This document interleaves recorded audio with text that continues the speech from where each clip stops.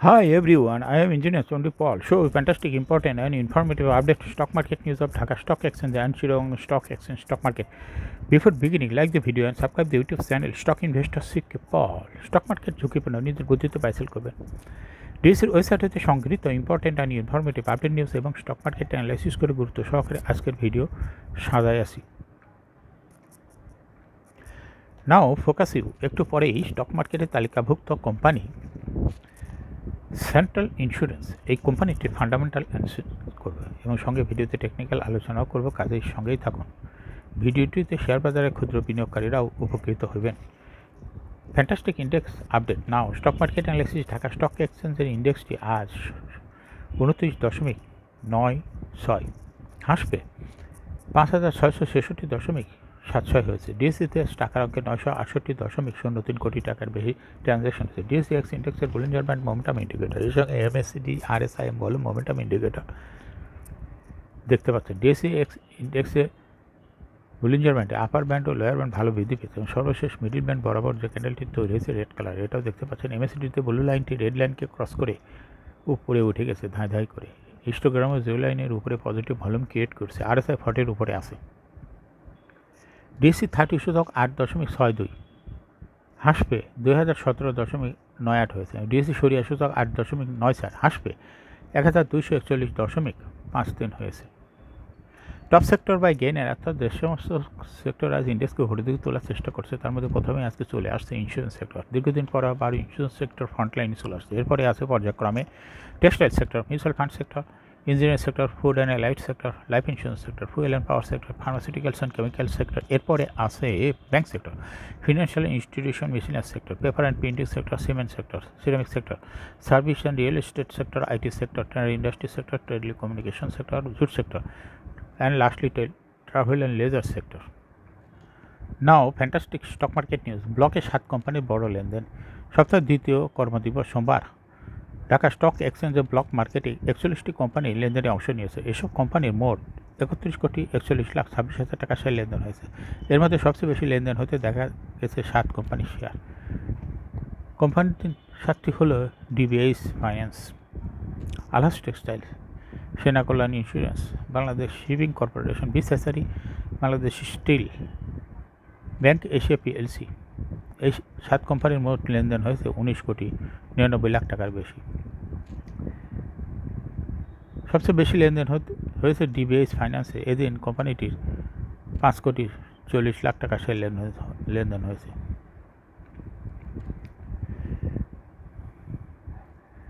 দ্বিতীয় সর্বোচ্চ ছিল আলহাজ টেক্সটাইল, তৃতীয় ছিল সেনা কল্যাণ ইন্স্যুরেন্স। এরপরে যারা আছে, যে সমস্ত কোম্পানি আছে, বাংলাদেশ শিপিং কর্পোরেশন, বিসেসারি, বাংলাদেশ স্টিল ইত্যাদি। মার্চেন্ট ব্যাংকার্স অ্যাসোসিয়েশনের সঙ্গে ডিএসির বৈঠক। দেশের প্রধান শেয়ারবাজার ঢাকা স্টক এক্সচেঞ্জ পিএলসি শেয়ারবাজারের উন্নয়ন সংক্রান্ত বিষয়ে আলোচনার জন্য বাংলাদেশ মার্চেন্ট ব্যাংকার্স অ্যাসোসিয়েশনের সঙ্গে বৈঠক করবে। এ লক্ষ্যে বিএমবি এর সংশ্লিষ্ট কর্মকর্তাদের আমন্ত্রণ জানিয়েছে ডিএসি। মঙ্গলবার আলোচনা সভাটি অনুষ্ঠিত হবে। ডিএসির ব্যবস্থাপনা পরিচালক এটিএম তারিকুজ্জামান এক চিঠিতে বিএমবির প্রেসিডেন্ট ও আইসিবি ক্যাপিটাল ম্যানেজমেন্ট লিমিটেডের প্রধান নির্বাহী ও মহাব্যবস্থাপক মাজেদা খাতুনকে এই আলোচনার জন্য আমন্ত্রণ জানিয়েছেন।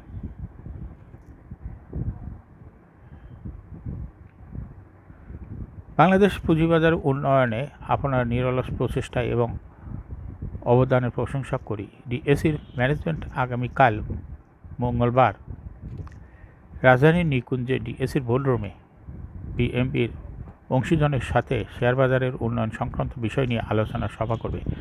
সভায় সভাপতিত্ব করবেন ঢাকা স্টক এক্সচেঞ্জের চেয়ারম্যান অধ্যাপক ডক্টর হাফিজ মোহাম্মদ হাসান বাবু।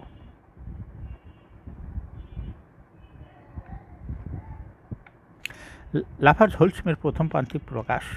শেয়ারবাজারের তালিকাভুক্ত company Lafarge Holcim Bangladesh limited চলতি অর্থবছরের প্রথম প্রান্তিকে জানুয়ারি হইতে মার্চ 2024 অনিশ্চিত আর্থিক প্রতিবেদন প্রকাশ করেছে। প্রথম প্রান্তিকে জানুয়ারি হইতে মার্চ 2024 কোম্পানি শেয়ার প্রতি ইপিএস হয়েছে 1 টাকা 40 পয়সা। আগের বছরে একই সময় যা ছিল 1 টাকা 64 পয়সা। আলোচিত সময়ে কোম্পানির শেয়ার প্রতি অর্থের প্রভাব বা ক্যাশ ফ্লো হয়েছে 95 পয়সা, আগের বছরে ছিল 2 টাকা 73 পয়সা। 31 মার্চ 2024 তারিখে কোম্পানির শেয়ার প্রতি সম্পদ মূল্য NAV পার শেয়ার হয়েছে 20 টাকা 53 পয়সা। কর্ণফুলী ইন্স্যুরেন্সের প্রথম প্রান্তিক প্রকাশ কর শেয়ার বাজারে তালিকাভুক্ত company Karnaphuli insurance company limited চলতি অর্থবছর প্রথম প্রান্তিকে জানুয়ারি হতে মার্চ 2024 অনির্ণীত আর্থিক প্রতিবেদন প্রকাশ করেছে। প্রথম প্রান্তিকে কোম্পানিটির শেয়ার প্রতি ইপিএস হয়েছে 64 পয়সা, আগের বছর একই সময়ে যা ছিল 63 পয়সা।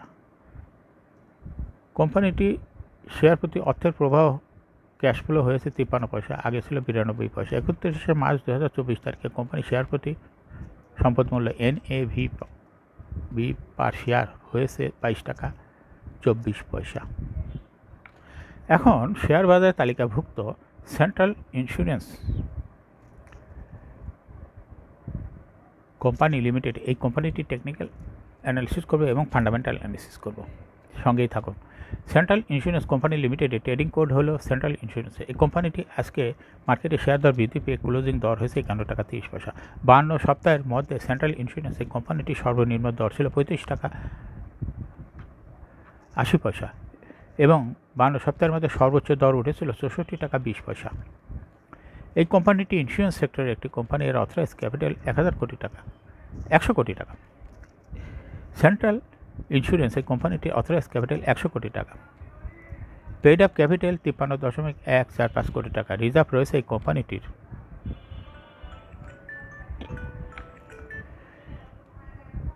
204.18 কোটি টাকা। Last AGM held on 28 May 2023 for the year ended 1st December 2022। এই কোম্পানির সর্বমোট শেয়ার সংখ্যা হলো 5,31,44,823টি শেয়ার রয়েছে সর্বমোট। 2022 সালে এই কোম্পানিটি 15% ক্যাশ ডিভিডেন্ড দিয়েছে বিনিয়োগকারীদের। Paisani ratio based on latest audited financial statement in the year 13 May 2024 এ PE রেশিও হলো 25.27। Financial performance as per audited financial statement in the year 2018 সালে ইপিএস ছিল 2.13, 19 সালে 2.14, 20 সালে 2.18, 21 সালে 2.41 এবং 2022 সালে ইপিএস হয়েছে 2.03, অর্থাৎ ইপিএসের গ্রোথ ভালো। NAV পার শেয়ার 2018 সালে ছিল 23.73, 19 সালে 24.68, 20 সালে 25.02, 21 সালে 49.35 এবং 2022 সালে 49.48, অর্থাৎ NAV পার শেয়ারের গ্রোথ ভালো। প্রফিট 2018 সালে প্রফিট ছিল এই কোম্পানিটির 10.016 কোটি টাকা। সেখান থেকে 2022 সালে প্রফিট হয়েছে 10.793 কোটি টাকা, অর্থাৎ প্রফিট কিছু বৃদ্ধি পেয়েছে এই কোম্পানিটির। ডিভিডেন্ড ইল্ড এই কোম্পানিটির 4.2। লিস্টিং ইয়ার এই কোম্পানিটি শেয়ার বাজারে 1995 সালে তালিকাভুক্ত হয় market category A. Share holding percentage as on 31 December 2022 sponsor director hold করতেছে 33.98% শেয়ার।